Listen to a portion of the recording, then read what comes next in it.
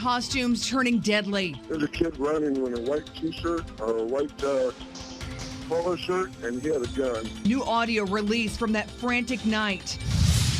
Plus, overnight, the Coast Guard halting a search for a missing cruise ship passenger. Early talks with China coming out of Cape Coral. It's all about creating awareness and opportunities. The partnership that could make Southwest Florida international.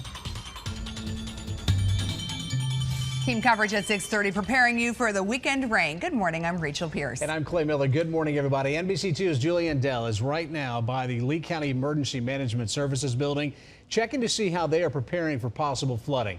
And your First Alert meteorologists are working right now in studio and behind the scenes to keep you just ahead of the downpours. Rachel Dunsing is focusing on how much rain is hitting Florida. But let's go right to Jason Dunning with your First Alert forecast. Good morning, Jason. Good morning, and I want to start tracking the tropics because I know there's a lot of interest in this little area of low pressure, this cloud cover and rain that's going to move up to the Gulf this weekend. And it's looking likely now we are going to see some kind of tropical development by the weekend. It's not going to happen today or tomorrow, but by Saturday and Sunday, I think we could see a very weak tropical system move up into the north central Gulf of Mexico. The National Hurricane Center has now increased the odds to 70%. So yeah, looking likely tropical development in the Gulf. But if we do see that, it's not coming directly at Southwest Florida. You can see the likely motion up across the north central Gulf of Mexico. Models have really keyed in on that and now coming into much better agreement. But you might see here with this low on the eastern side, that's where a lot of the clouds are, and that's where the deepest tropical moisture resides. And that's all going to get scooped up into South Florida, which means rain is going to be a good bet as we head into the holiday weekend. And even today and tomorrow, we're going to see a good chance of showers and thunderstorms. So the three big things, the key points: no development expected into the weekend. It's not going to blow up today or tomorrow.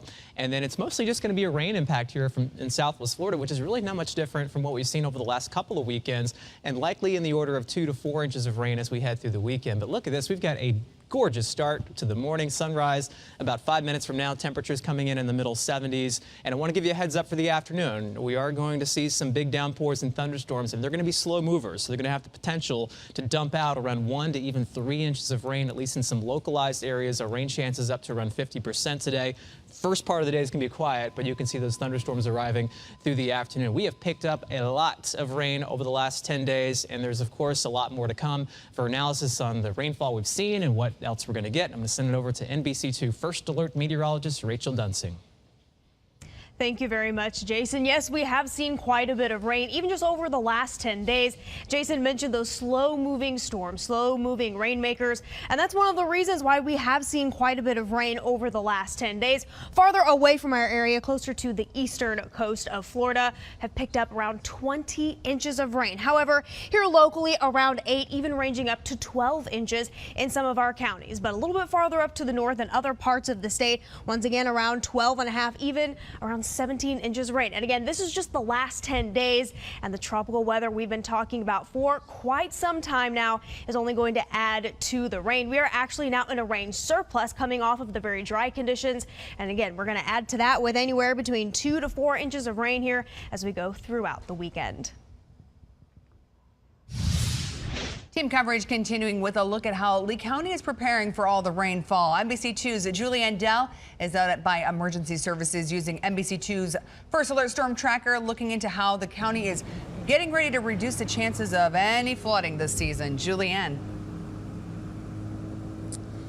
Yeah, that's right, Rachel. The emergency management team is keeping a close eye on those storms that'll be coming through this weekend to make sure that any possible flooding doesn't overflow into any homes. Now, we saw county DOT crews spending the day Wednesday getting areas ready for the possibility of heavy rain this weekend, doing roadside work, digging through dirt and rocks to try and keep possible floodwater away from homes. The people who live in the villas where some of that work was being done say that before Irma, most houses flooded from heavy rain. During the hurricane, they say the damage only got worse. Now they're happy to see the county stepping in to help to protect their homes. And we knew that there was a lot of flooding going on, so it is a good thing that they are redigging everything and setting it back to the point that it was originally when it was developed. The last thing we need is flooding. Now, right now, emergency management says they don't plan to take any further action than what's already been done, but they are standing by just in case. Live in Fort Myers this morning, Julianne Dell, NBC2.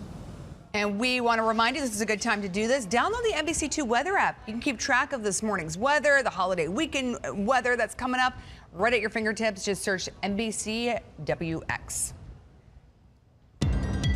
Well, you are taking a live look at Sterile Boulevard near Newton Park. This is where construction crews will be repaving a 1-mile stretch of Sterile Boulevard. Now, I just got an email from Refresh Sterile Boulevard and was told that this work, which is supposed to start at 6:30, we can see that it's not currently active at this time. We can see all the little cones and the construction equipment, but it is still scheduled for today. That will change if rain happens to come around and if asphalt is available. So let's take a look at our maps, though, to see where exactly this is. This is taking place between Eucalyptus Court and Strandview Avenue. Sterile Boulevard will go down to 1 lane, and flaggers are supposed to be out to assist traffic. I'll keep an eye on this and expect delays here if this project does go on Sterile Boulevard. That's your NBC2 traffic alert.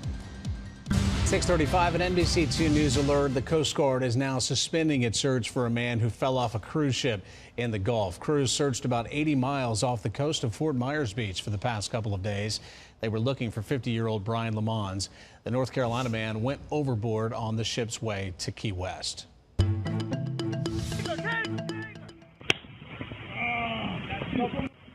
Unsettling body cam video now out of the controversial tasing and arrest of Milwaukee Bucks player Sterling Brown. The arrest happened earlier this year, about 4 months ago. Brown had parked across handicapped spaces. He's seen standing with multiple officers when one orders him to take his hands out of his pockets. He's then wrestled to the ground and tased. Milwaukee's mayor called the video disturbing, and the city's police chief issued a public apology Wednesday night. This type of behavior, whether it's toward a professional athlete or any other citizen, has no place in our city.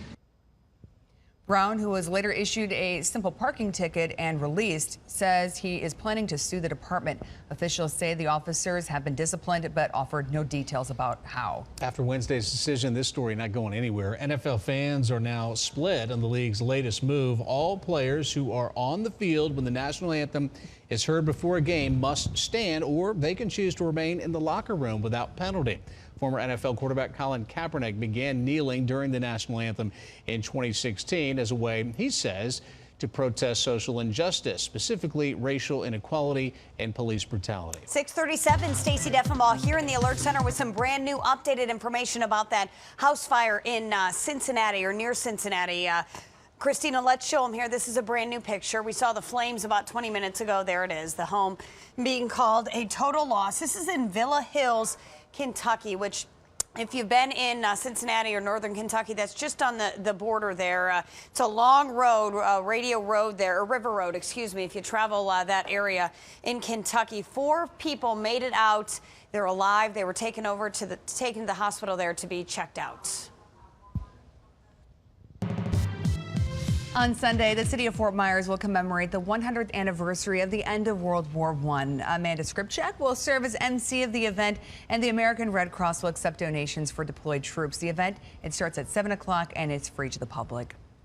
Someone got shot tonight in Fort Myers at that Zombie Cohn. Yep. Zombie Cohn. And it's supposed to be my grandson. His name is Xavier Taylor. We're hearing for the first time police interviews with loved ones of the ZombieCon shooting victims. 20-year-old Tyrell Taylor was killed in the 2015 shooting. 5 others were hurt. In February, after more than 2.5 years, investigators arrested Jose Bonilla as the suspected killer. Wednesday, police released all of the investigation's 911 calls and interview transcripts with witnesses and people closest to Taylor.